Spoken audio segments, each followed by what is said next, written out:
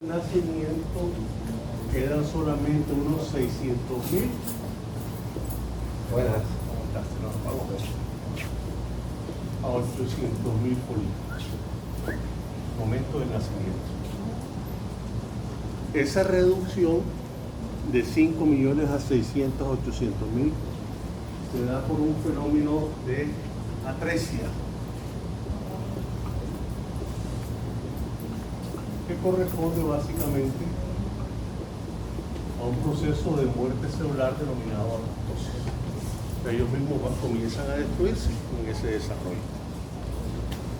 A partir del inicio del desarrollo sexual, que viene siendo aproximadamente en promedio los 12 años, hasta la finalización del desarrollo sexual. Este inicio es lo que se conoce con el nombre de menarquia, inicio del desarrollo, hasta la finalización que ocurre alrededor de los 50 años, gracias, que se conoce con el nombre de menopausia. Se desarrolla de esos 600 a 800.000 un promedio de 500 folículos solamente. El resto, en el proceso de cada ciclo, sufren igualmente lo que corresponde a un proceso de degeneración. Iniciada la maduración, en determinado momento se interrumpe el proceso e inicia un proceso de atresia. Entonces, fíjense, 5 millones en el desarrollo embrionario. Alrededor del quinto mes, en el desarrollo fetal, van 500, 600 hasta 800.000 folículos, que son los que encontramos en el ovario al momento del nacimiento. Y a partir del inicio del desarrollo sexual hasta la finalización, solamente maduran 500 folículos, que son los que originan los denominados los óvulos, que es el producto de la formación de las células germinales. Están esos ositos que son las células en unas estructuras llamadas folículos. ¿Perdón? Usted ha dicho que los óvulos son producto Ya de la maduración. Entonces, ¿cuáles son las medidas de los ovarios? Los ovarios tienen aproximadamente unos 3 centímetros de longitud, 1.5 centímetros de ancho y 1 centímetro de espesor. En principio tienen una superficie completamente regular, la cual se modifica a partir del inicio de la maduración, o sea, el desarrollo sexual, cuando salen a través de los óvulos por la superficie del ovario, que origina de manera sucesiva cicatrices en la superficie del ovario. Cuando hacemos un corte del ovario, que es lo que vamos a ver en el laboratorio, identificamos que en su interior hay claramente dos zonas. Una zona central denominada médula ovárica.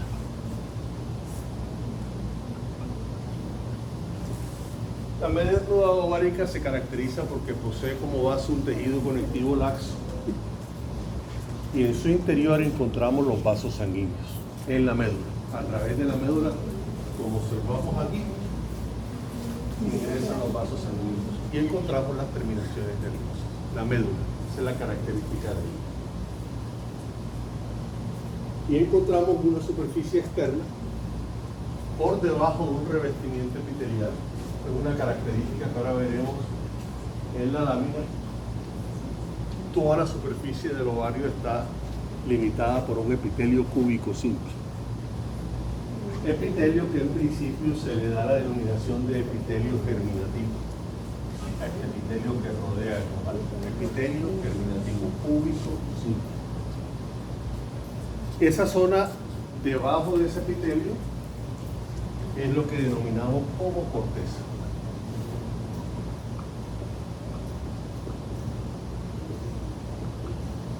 La corteza ovárica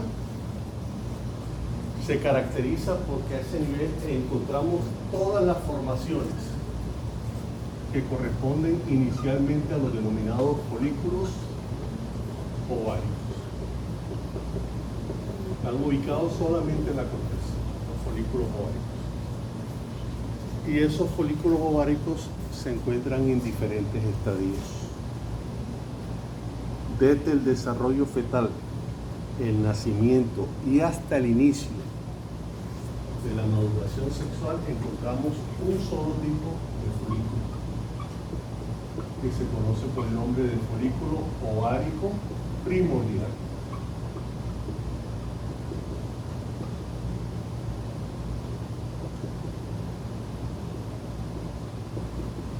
Pues si hacemos el corte de un ovario desde el nacimiento hasta antes del inicio del desarrollo sexual, solo vamos a encontrar un tipo de folículo. Igual que con las espermatogonias en los ovarios, hasta el desarrollo sexual hay un solo tipo de folículo. Eso es importante desde el punto de vista de la descripción de la pieza anatómica. ¿Pero por acaso desde que? ¿Perdón? O sea, el folículo ovárico primordial es desde que. Desde el nacimiento hasta antes del desarrollo sexual. A partir del desarrollo sexual, por acción de las hormonas que se producen en el ovario y cuyo estímulo proviene de la hipófisis anterior, lo mismo que habíamos mencionado de las células gonadotropas,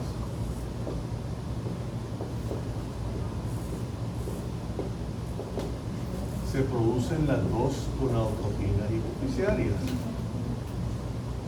La FSH, u hormona folículo estimulante, que es la encargada de inducir la producción de estrógenos.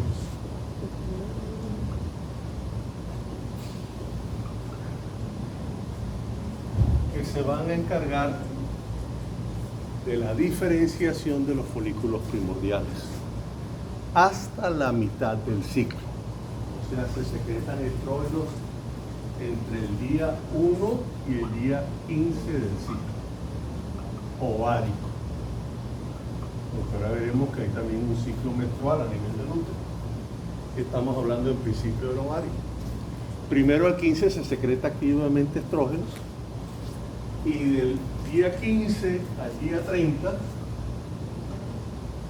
una vez que ya ese folículo ha madurado, ha expulsado el óvulo e inicia el óvulo el recorrido a través de los conductos que corresponden a las trompas uterinas, se produce la secreción del segundo tipo hormonal, que es la progesterona.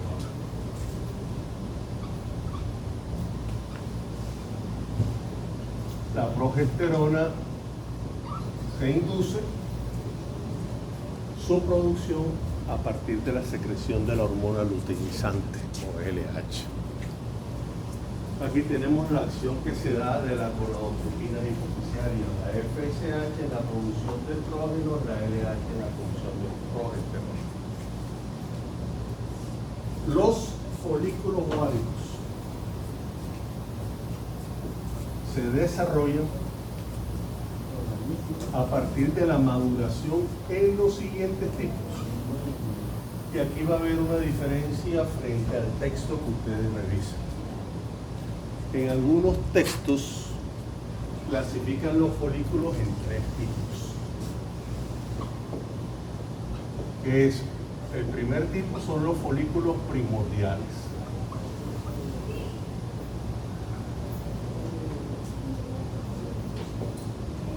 Segundo tipo lo llaman folículos en desarrollo.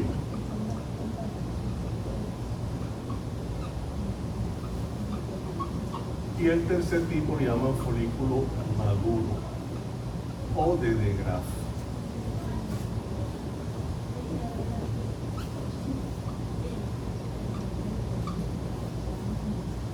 Esta es una primera clasificación que incluye la totalidad de las etapas en algunos textos. En otros textos desagregan cada una de las etapas, entonces lo hacen en 6 tipos, que son igualmente equivalentes. Inician de los folículos primordiales.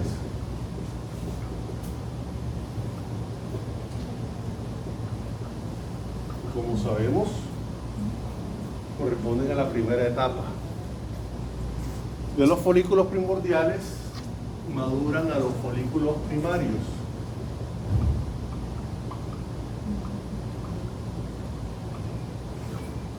Y los folículos primarios los clasifican en esos textos en 2 tipos, que es lo que vamos a observar en el laboratorio.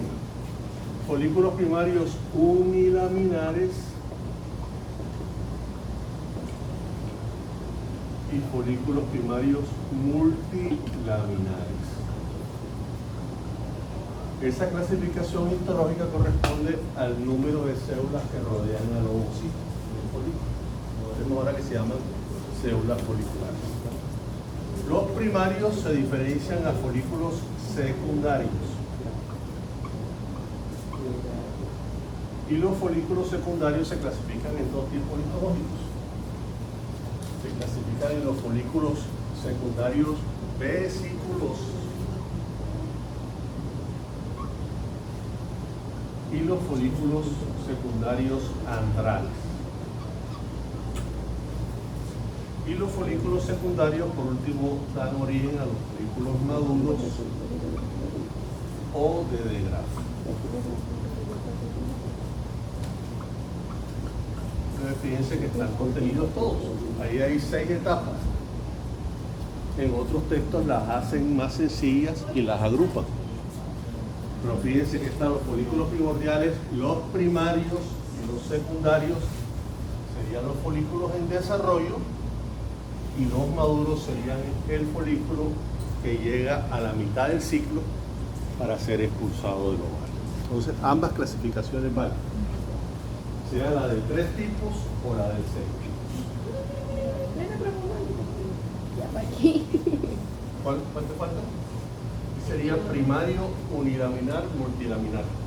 ¿El secundario cuál es el primero? Secundario tiene vesículos y antral. ¿Cuál es el que pasa secundario? El multi, van en orden de secuencia. Primordial, primario, primario unilaminar, primario multilaminar, secundario, secundario vesiculoso, secundario antral, y secundario antral a folículo maduro de Degraaff. Esa es la secuencia. O de Degraaff. De Degraaff. ¿Qué es un folículo? Vamos a ver ahora histológicamente qué es un folículo.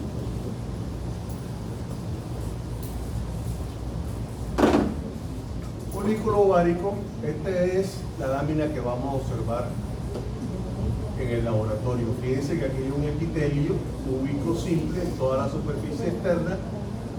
Debajo de ese epitelio tenemos lo que es la corteza y en la parte interna tenemos lo que es la médula ovárica. No hay un límite exacto entre corteza y médula, que podamos decir hasta aquí llega, sino básicamente la corteza ovárica se caracteriza porque tiene un tejido conectivo laxo especializado, que se llama tejido conectivo laxo celular, que es uno de los 3 tipos de tejido conectivo. El tejido conectivo laxo se clasifica en 3 tipos. Cuando uno habla de laxo, no habla de generalidades. Está el laminar, y lo vimos en el sistema digestivo por debajo del epitelio, la lámina propia. Está el celular, y el tercero se llama retiforme. Son los 3 tipos de tejido conectivo laxo. 3 tipos. Así como hay conectivo regular y irregular, aquí hay 3 tipos histológicos. Entonces fíjense que aquí tenemos el ovario que está delimitado por un epitelio cúbico simple. Se llamaba antes, que se pensaba que los folículos se originaban del epitelio, se llama como epitelio germinativo. Hoy se sabe que los folículos no provienen de este epitelio, sino proviene del saco vitelino, las células germinativas. ¿Qué importancia tiene el epitelio? El 80% de los tumores de los ovarios se originan del epitelio. Principal tipo histológico. El resto son médula, que se llama el estroma ovárico, y dependiendo del tipo histológico, así es la agresividad del tumor. Recordemos que el cáncer de ovario es una de las segundas causas de muerte en mujeres. La primera es cáncer de útero, de cuello uterino. Y vamos a ver entonces en la corteza estas estructuras que se llaman folículos. ¿Por qué está formado un folículo? El folículo está formado, y tenemos el primordial, está formado por las células germinativas, que es el ovocito, y está rodeado por unas células planas. Fíjense que esa es la característica del folículo primordial. En la parte interna tiene las células germinativas y está rodeada por unas células epiteliales que se llaman células foliculares.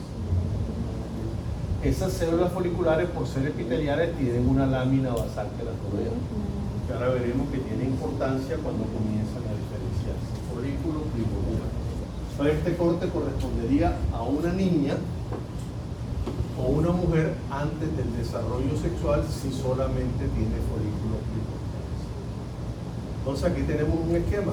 La parte central es la célula germinativa y tenemos las células epiteliales planas, y vean que aquí en rojo está su lámina basal.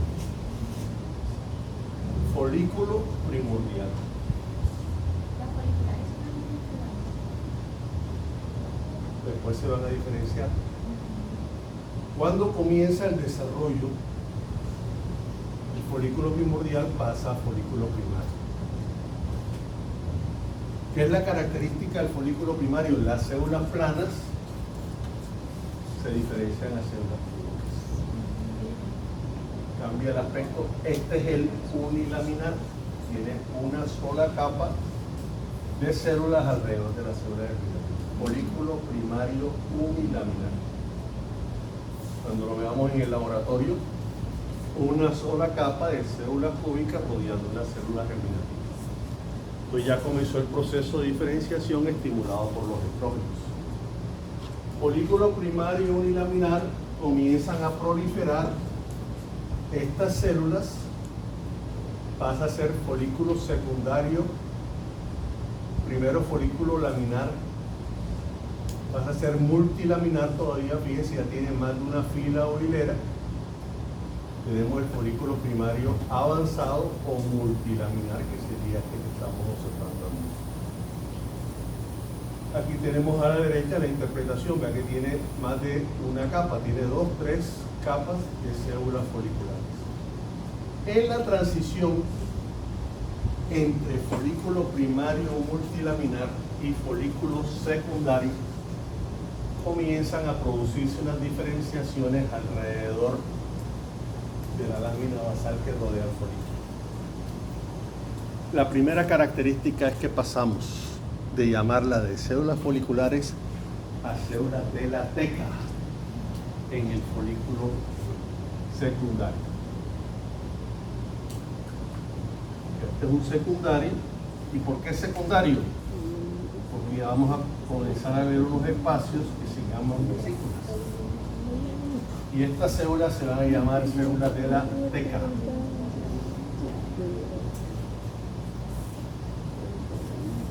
Y ocurre aquí que comienza una diferenciación. Entonces fíjense que a partir de la lámina basal que rodea el folículo comienza a organizarse unas células que son células endocrinas, aquí en azul, y por fuera queda el tejido conectivo laxo. Esa diferenciación en los dos tipos, en células endocrinas y células del tejido conectivo, hace que por fuera del folículo comience a diferenciarse lo que se llama la teca interna,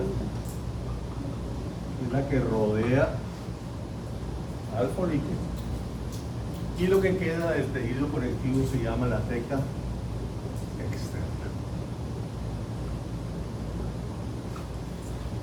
Pues ya podemos diferenciar, ya estamos hablando ya no de células foliculares, sino células de la teca, de la granulosa.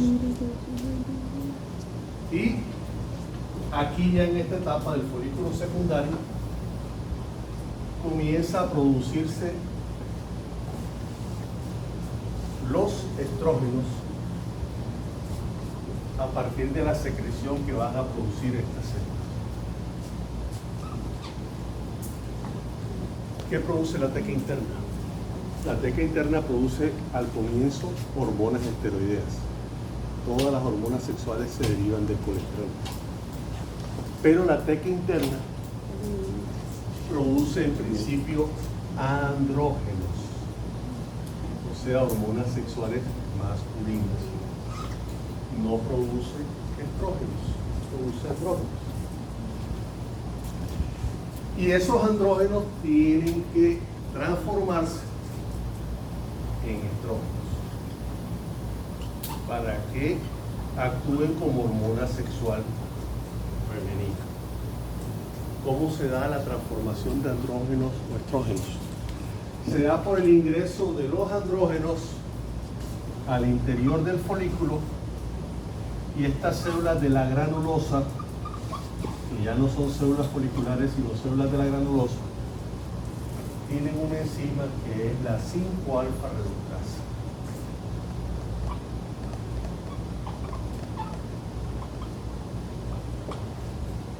Fíjense que no las tienen las células de la teca interna, tienen las células de la granulosa. Y esas células de la granulosa transforman los andrógenos en estrógenos al interior del folículo secundario. En principio, la teca interna no produce estrógenos, produce andrógenos. Y los andrógenos deben introducirse al folículo para que estas células, que se llaman ya células de la granulosa, no células foliculares, con la 5-alfa reductasa, los transformen a estrógenos. Y son los que ya van a incentivar la continuación de la maduración de los folículos. Entonces tenemos en principio que en el folículo secundario comienzan a formarse unas cavidades, como ustedes observan aquí, las cuales contienen una concentración importante de ácido hialurónico. Principal componente de esas cavidades, ácido hialurónico. Y esa cavidad que se forma en el folículo secundario lo vamos a llamar vesícula. Entonces comienza el folículo secundario, vesículos,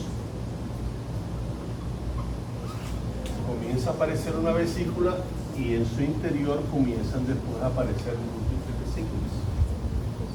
Y esas múltiples vesículas que se forman al interior del folículo, lo que hacen es que forman una sola cavidad, se unen y forman una etapa anterior a esta que se llama folículo antral.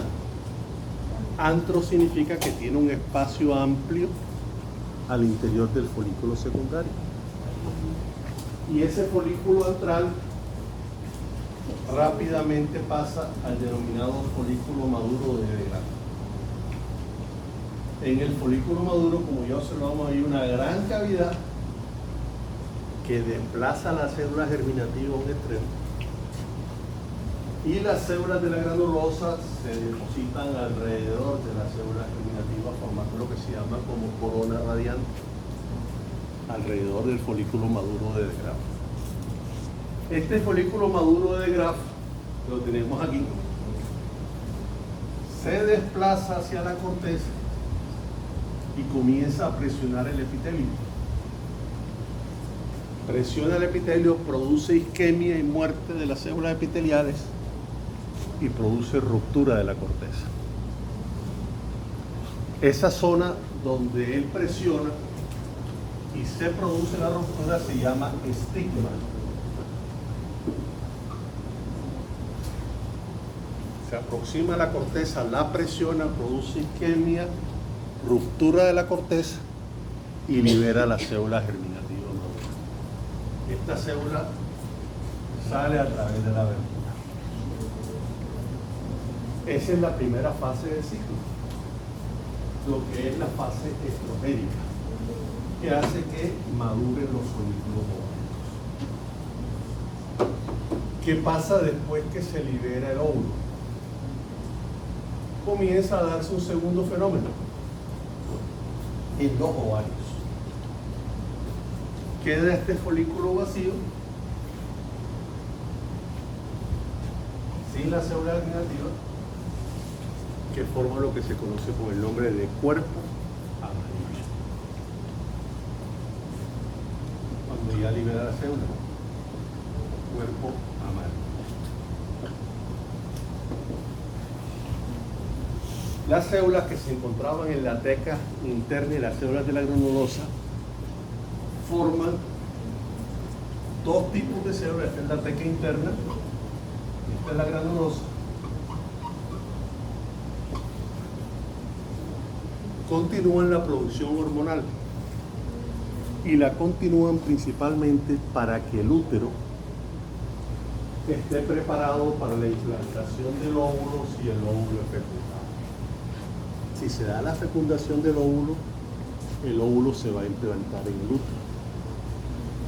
Si no se implanta, el óvulo sigue su recorrido por las trompas uterinas y se pierde junto con el revestimiento del útero. Y se origina la tercera fase, que se llama la fase menstrual. Ya no ovárica, sino uterina. La fase menstrual.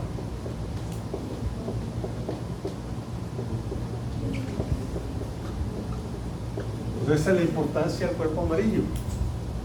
El cuerpo amarillo permanece aproximadamente 15 días, la segunda parte del ciclo, produciendo principalmente progesterona,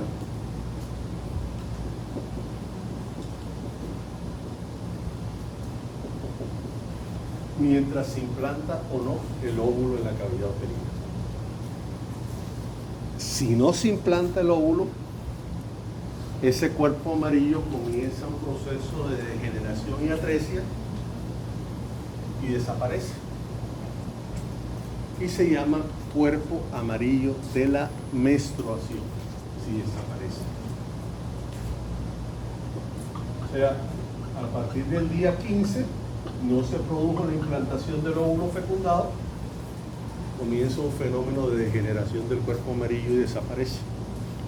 Lo llaman cuerpo blanco, de amarillo pasa a blanco.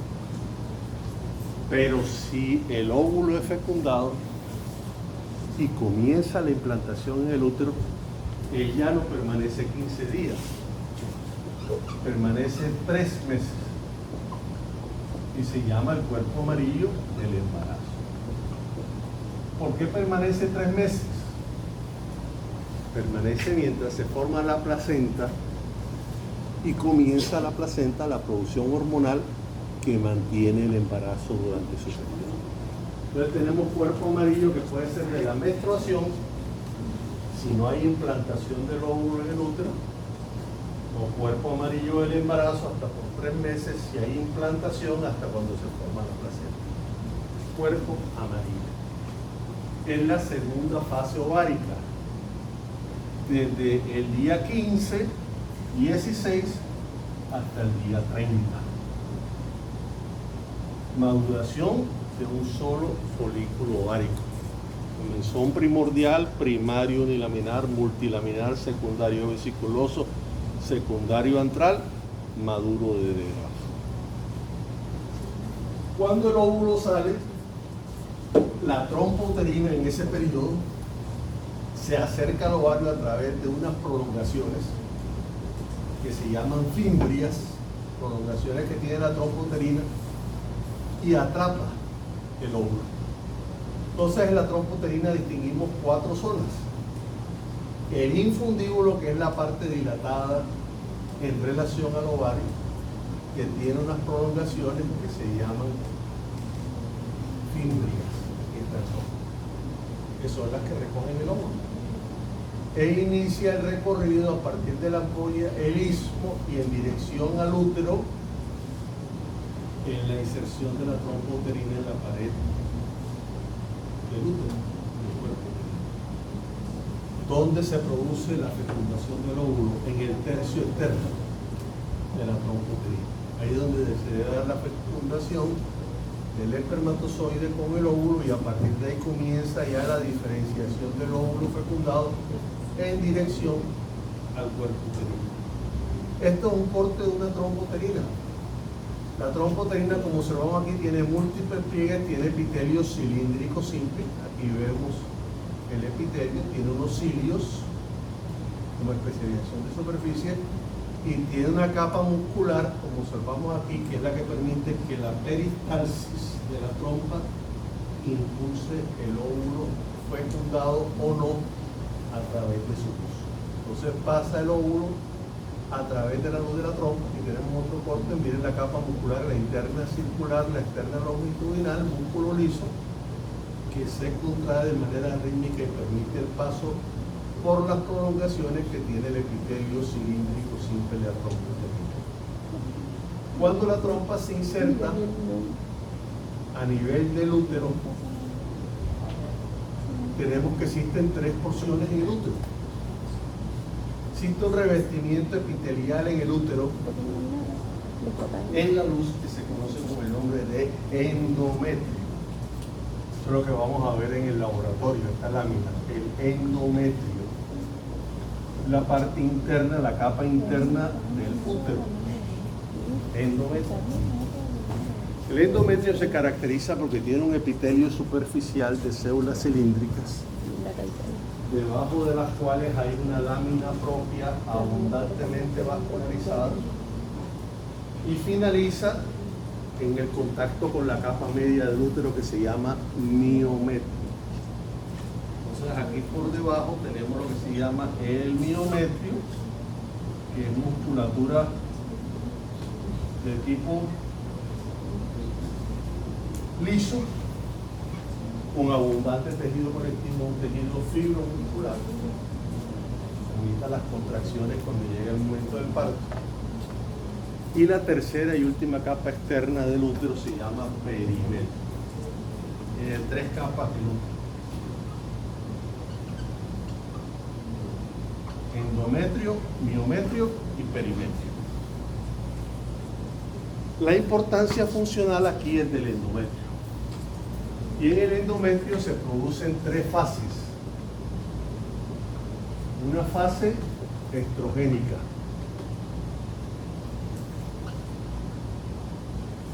que se da del día primero al día 14. La fase estrogénica a nivel del útero conlleva la formación de las glándulas endometriales, que se forman por debajo del epitelio. Glándulas endometriales, que son estas que estamos viendo, es lo que vamos a ver en el laboratorio. Útero, glándulas endometriales, la estructura, órgano. La segunda fase es la fase progestacional.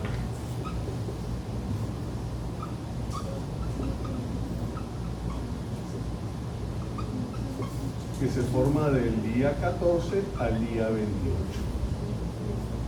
En esa fase progestacional es el mayor crecimiento de las glándulas endometriales, que se preparan para recibir o no el óvulo fecundado. Y si no se produce la implantación del óvulo en el endometrio, viene la fase última, que se llama fase menstrual, que va de 1 a 3 días, en el cual, al no haber implantación del óvulo fecundado, toda esta zona del endometrio se desprende junto con el óvulo y se genera la menstruación en este periodo. Entonces fíjense que, a diferencia del ovario, donde hay dos fases, estrogénica y progestacional, en el útero hay tres fases: estrogénica, progestacional. Veamos ahora cómo se da el desarrollo del endometrio. Entonces, vamos viendo, dependiendo del estímulo. Fíjense, aquí vemos ya el epitelio superficial, la formación de las glándulas, la invaginación y la formación de las glándulas endometriales. Y a medida que comienza a generarse el estímulo de la progesterona, los vasos sanguíneos que vienen del miometrio comienzan a irrigar las glándulas endometriales. Entonces tenemos las arterias uterinas que emiten unas ramas hacia el endometrio que se llaman las arterias helicinas, y estas arterias helicinas son las que contribuyen a la proliferación de las glándulas endometriales. ¿Qué tenemos entonces en la fase? Vamos a ver las fases. Aquí tenemos el desarrollo. Fíjense que al comienzo, en el día 1, apenas se va a iniciar el estímulo estrogénico, y en la medida que avanza el estímulo estrogénico van creciendo las glándulas endometriales hasta que se vuelven tortuosas, como observamos aquí, en la fase progestacional para recibir el óvulo fecundado.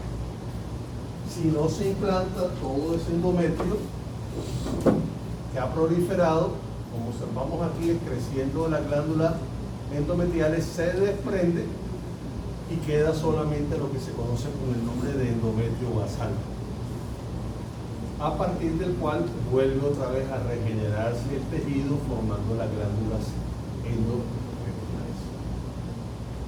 La segunda parte del útero es lo que se llama el cuello uterino, que desemboca hacia la vagina. O sea, aquí tenemos ya lo que es el cuello uterino, que también se conoce con el nombre de cervix. Entonces fíjense que cuando hagamos la visualización en el laboratorio hay que diferenciar entre útero puerco, donde observamos el endometrio, y útero cuello, donde observamos el cervix. O sea que útero no nos identifica la zona, por eso tenemos que colocarle qué zona, si es en el endometrio puerco o si es en el cuello uterino. ¿Cómo diferenciamos histológicamente? En el cuello se va a producir la transformación de un epitelio que viene en principio de la pared de la vagina, que es epitelio estratificado plano no queratinizado. Y cuando ingresa al útero, que este es el denominado orificio cervical interno, se transforma a cilíndrico simple. Entonces hay un cambio de epitelio. Cuando veamos en la lámina y veamos de un lado estratificado plano no queratinizado y del otro lado cilíndrico simple, nos encontramos en cuello uterino. ¿Cuál es la característica entonces? Cuando vemos el cambio, aquí está el epitelio estratificado plano, como observamos, no queratinizado, y aquí tenemos el cambio. A la izquierda, la parte externa del cuello, que se conoce con el nombre de exocervix. Y a la derecha el cilíndrico simple, que se conoce con el nombre de endocervix. Fíjense que aquí se ve el cambio de epitelio estratificado plano no queratinizado a cilíndrico simple. Y por debajo, en la lámina basal, se forman unas glándulas con el mismo revestimiento del endocervix, que se llaman las glándulas cervicales. Las tenemos epitelio cilíndrico simple, que es la característica del endocervix. Cuello uterino. Cuello uterino, como ya les mencioné, es la zona donde se produce el mayor riesgo para las mujeres por las metaplasias, o sea, el cambio de un tejido. Es la característica del cáncer de cuello uterino. Es más frecuente el cáncer de cuello que el cáncer de cuerpo. El cáncer de endometrio es mucho más frecuente en mujeres mayores de 50 años, mientras que el cáncer de cuello es frecuente en mujeres jóvenes. Y la principal característica que observamos es que donde vemos el epitelio cilíndrico simple hay cambios de epitelio estratificado plano no queratinizado. Esto se llama metaplasia, cambio de un tejido por otro, metaplasia. ¿Qué induce la formación de la metaplasia? Una de las principales causas es la infección por virus del papiloma humano. Por eso hoy ustedes saben que en el esquema de vacunación está la vacunación contra el virus del papiloma. Entonces las displasias y metaplasias ocurren principalmente por infección viral. Pero existen otras características. pero la mayor frecuencia que se identifica es virus del papiloma humano, infección. ¿Y cómo hacemos para identificar de manera temprana las alteraciones en el cuello uterino? Con un examen muy sencillo, la citología cervicuterina. Fíjense, aquí a la izquierda tenemos una citología cervicuterina normal. Miren la célula, la relación núcleo-citoplasma, la coloración uniforme de las células. Y a mano derecha ya comenzamos a observar células con atipia, crece el núcleo, cambia el citoplasma, etc. Este es el diagnóstico temprano. Cuando ya observamos las células epiteliales que tienen alteraciones, estamos en la primera etapa del desarrollo del cáncer de cuello, que es lo que se llama el carcinoma in situ o neoplasia intraepitelial, o sea, está limitada al epitelio. Y esto permite que las zonas donde se observan macroscópicamente los cambios se pueda eliminar o se pueda hacer la extracción completa del útero y prevenir la formación de un cáncer de cuello uterino. Entonces, el diagnóstico temprano es lo que garantiza la mejora de la supervivencia en los pacientes. A partir que ese tumor ya pasa el epitelio y la lámina basal, cambia automáticamente el pronóstico. Ya pasa de carcinoma in situ a carcinoma tipo 1. Y a medida que avanza y se extiende tipo 2, 2A, 2B, hasta que ya vuelve el carcinoma que es inoperable. Y las metástasis del cáncer de cuello son metástasis a órganos vitales como hígado, pulmón, etc. O sea, desmejora completamente el pronóstico de la paciente. Lo más sencillo, una citología cervicovaginal. El cuello uterino desemboca en la vagina. La vagina, como ya vimos, tiene un epitelio estratificado plano, no queratinizado, y desemboca a nivel del introito vaginal, que es lo que corresponde a lo que llamamos las estructuras genitales externas, lo que son los labios mayores, labios menores, que básicamente corresponden a la recubierta de la piel. Los labios son el equivalente del escroto en la formación de los genitales, y lo que observamos entonces son la formación del epitelio con anexos que son básicamente, como vemos aquí, folículos que son con glándulas sebáceas que se encuentran a nivel de los genitales externos. En los textos de histología incluyen también en el sistema genital femenino las glándulas mamarias, por una razón sencilla. A pesar que no se encuentran ubicadas en la pelvis, la función hormonal de los ovarios interviene en la maduración de las glándulas mamarias. Los estrógenos son los principales soportes para el desarrollo de las estructuras de la glándula mamaria y para la acumulación de esto en amarillo que vemos, que es el tejido adiposo. Esto se genera principalmente por acción de los estrógenos. Y estas estructuras que están al interior, que son los lobulillos mamarios, que ustedes ya lo vieron en tejido conectivo, cuando vieron tejido conectivo laxo,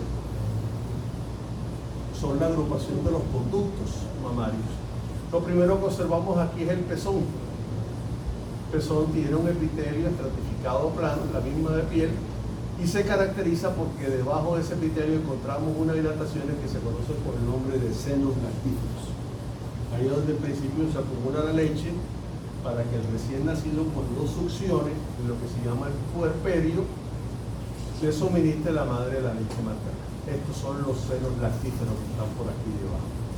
Y cuando ya hacemos un corte de glándula mamaria, esto lo que observamos aquí es el lobulillo. Ustedes lo vieron como tejido conectivo laxo, tejido conectivo denso, células adiposas.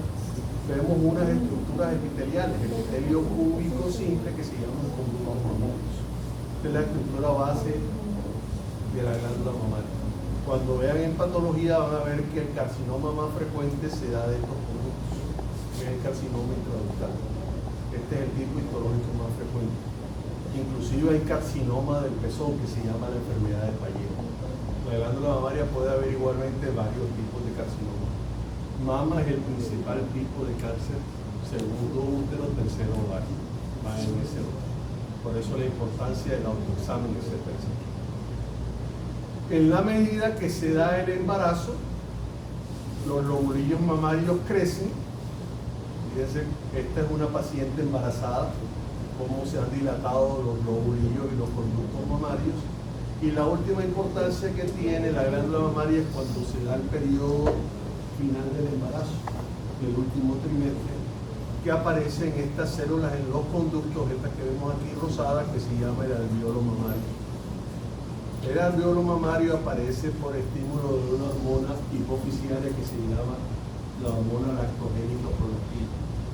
Es la que estimula la formación de estas células cilíndricas, y esto que observamos aquí en amarillo es el contenido de grasa de la leche materna, que inicialmente en el último trimestre se llama calostro, y a partir de la extracción de la placenta y la succión del recién nacido en el puerperio se forma la leche materna definitiva. La leche materna es el mejor suplemento para los recién nacidos. Recuerden que contiene todos los elementos, grasas, proteínas, y lo más importante, contiene inmunoglobulina de tipo A. Mientras el recién nacido desarrolla su sistema inmune. Por eso es el mejor tipo de alimentación en el recién nacido hasta los 6 meses, o inclusive más de los 6 meses, por la protección que ofrece la leche materna. La lactancia materna es fundamental para que ustedes la estimulen. ¿Alguna pregunta hasta aquí?